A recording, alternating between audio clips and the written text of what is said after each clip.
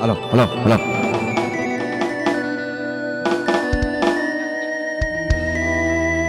ตัดสินใจเด้อใจเด้ออย่าสู้ไปละเมออย่าสู้ไปคิดหาเมอปล่อยมันไปตามกรรมตามบุพเพกำหนดไว้ให้มันให้อยู่ผู้เดียวผู้ใดใจสารโนคนเลี้ยวให้เจ้าปล่อยเด้อเข้าไปโอดสะเด้อใจเด้อนึกว่าเขาเนาะตายแล้วนึกว่าเขาเนาะตาย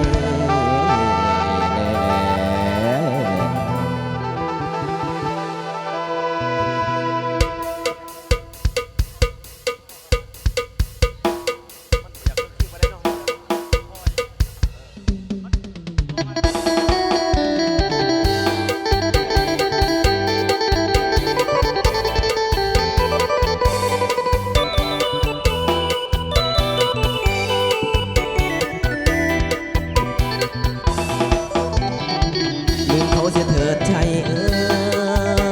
ยลืมเขาเสียเถิดใจเอ้ยอย่าเลยถ้าเขาอีกต่อไปเขานั้นบ่ฮักเขาจึงทำลงได้ใจลืมเขาให้สิ้นเสียทีเขาให้สิ้นจากใจลืมเขาให้สิ้นจากใจจะเก็บไว้มันหนักหัวใจแทบจะขาดให้เขาปล่อยเสียทีสัตว์นี้ขอปล่อยเขาไปสุดอาลัยมันหนักถึงใจแทบจะฟัง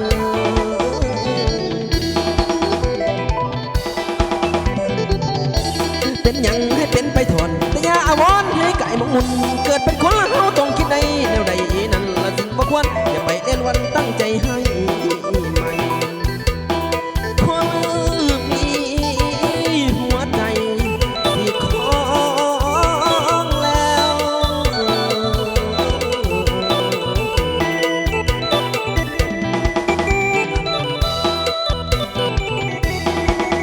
หากจริงมันมีกับคนทั่วไปบางคนข้างใน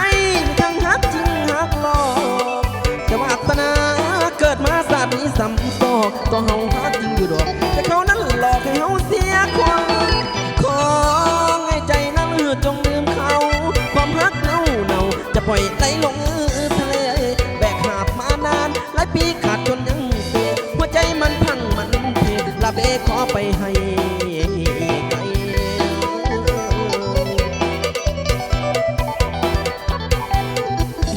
กับใจอย่าลืมเขาเสียสิ้นตายเป็นดินอายนี่ก็จือคนมาถือความมักเป็นดินเป็นมินอายถูกกินน้ำเป็นกรรมของเราปางก่อนกามาบังทอนหัวใจ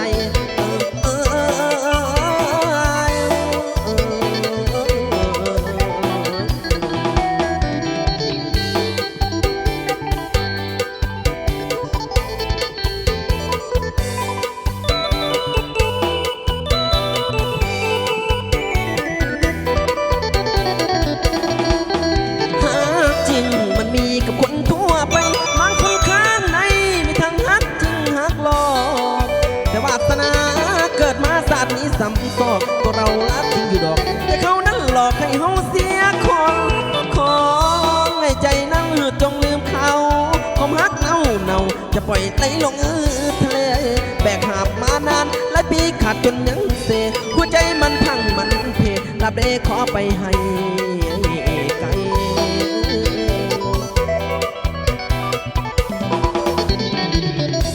ตัดใจลืมเขาเสียสิ้นตายเป็นดินอายนี่ก็จือคนมาถือความหักดินเป็นมินอายผู้คิดน้ำมันเป็นกรรมข